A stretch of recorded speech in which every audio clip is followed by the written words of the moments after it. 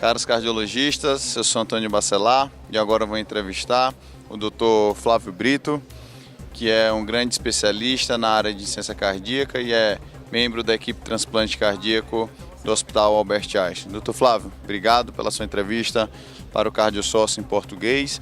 E eu gostaria de abordar nessa entrevista um tema muito relevante na prática clínica, que é a insuficiência cardíaca aguda descompensada.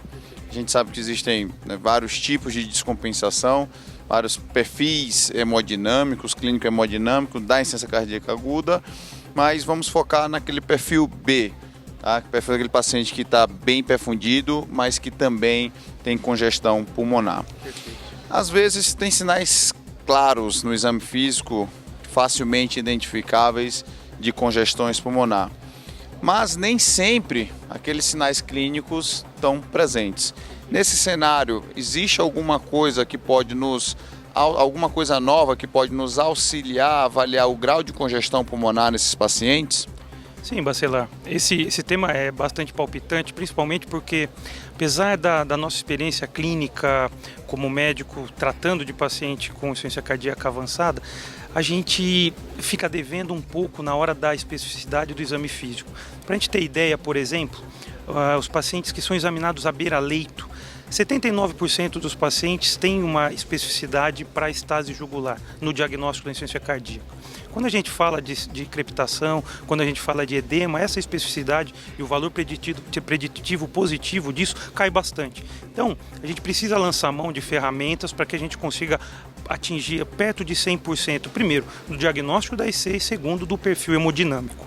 O BNP, final da década de 90, década de 2000, se mostrou como uma ferramenta muito importante. O estudo PRIDE, que diferenciou as dispneias na emergência, tem o seu papel. O BNP mostrou-se custo-efetivo frente ao eco também nas emergências, mas a gente percebe que hoje o refinamento está um pouco maior.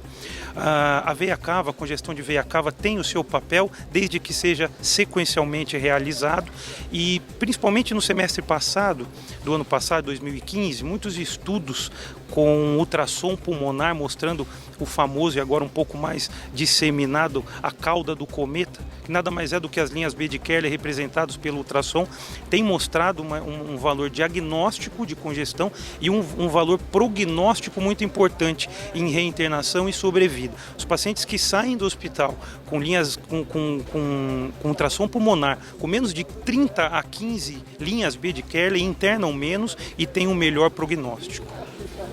Mas isso quem faz? Somos nós, cardiologistas, ou é o pessoal, ou é radiologista? Ou é uma coisa que você consegue facilmente adquirir essa expertise? Veja, o treinamento em si, ele requer um certo tempo, uma expertise, mas nada que um ultrassom hands-on, como a gente costuma dizer, e um treinamento específico para aquilo não garanta um grau de acurácia bem satisfatório para quem trabalha em emergência e além disso, para quem trabalha no pré-hospitalar, né? A Europa, principalmente a Alemanha, tem começado a fazer vários trabalhos em tratamento de insuficiência cardíaca descompensada já no pré-hospitalar, né? De associação de BNP com ultrassom pulmonar e início de terapias vasodilatadoras e ventilação não invasiva já na ambulância ou no domicílio do paciente que está sendo atendido.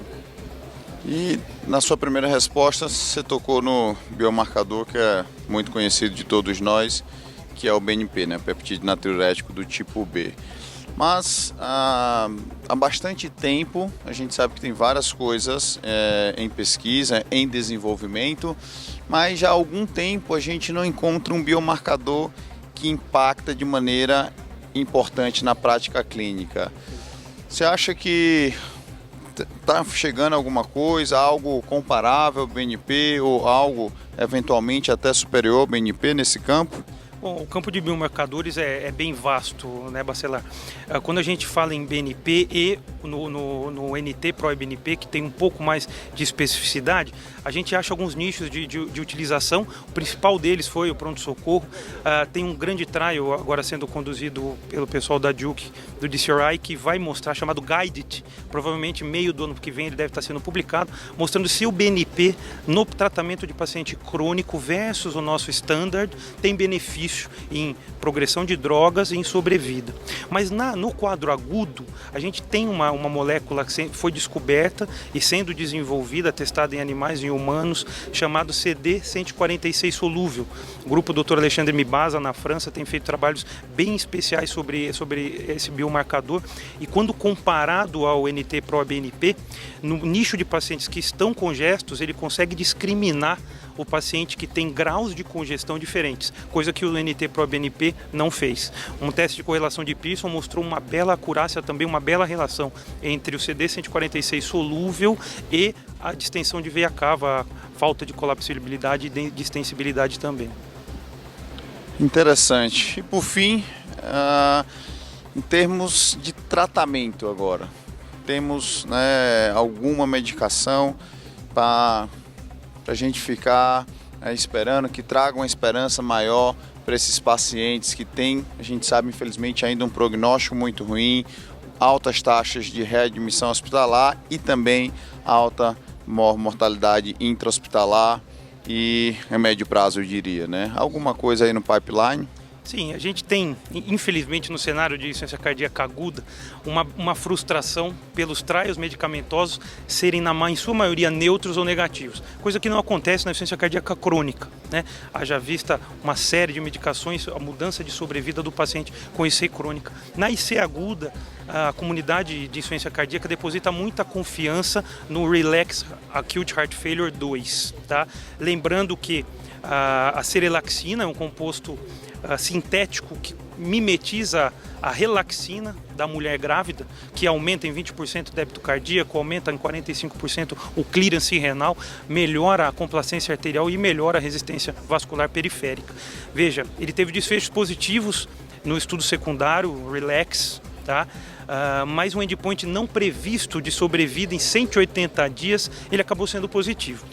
A empresa apresentou dados para o FDA pediu um tempo e está sendo rodado, o Brasil participando inclusive, do Relax 2, que tem como pré-especificado um endpoint de mortalidade sobrevida em 180 dias.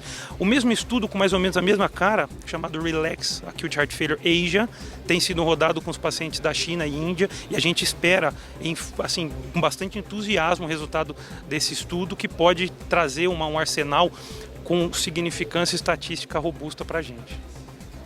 Dr. Flávio, muito obrigado mais uma vez pela sua entrevista no CardioSource Português, e ficaremos aí aguardando, como você falou, com entusiasmo para esses novos biomarcadores, essas novas medicações para melhorar o nosso tratamento desses pacientes com a doença ainda de alta mortalidade. Muito obrigado.